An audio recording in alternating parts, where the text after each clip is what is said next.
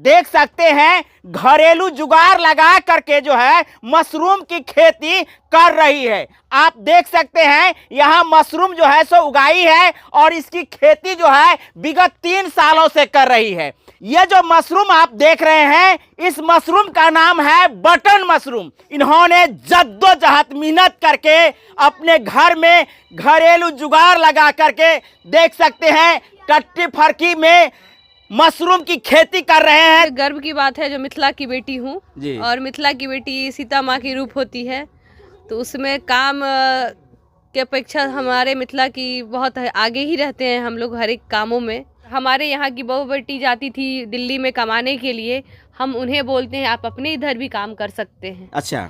और ये हाँ है, इधर का बहुत सारा ऐसा प्रोटोकॉल है जो गांव में हम नहीं करेंगे। मेरी बहू कैसे बाहर जाएगी, सीधा सीधा बात करते हैं लोग, इसे गोबर छत्ता करके पुकार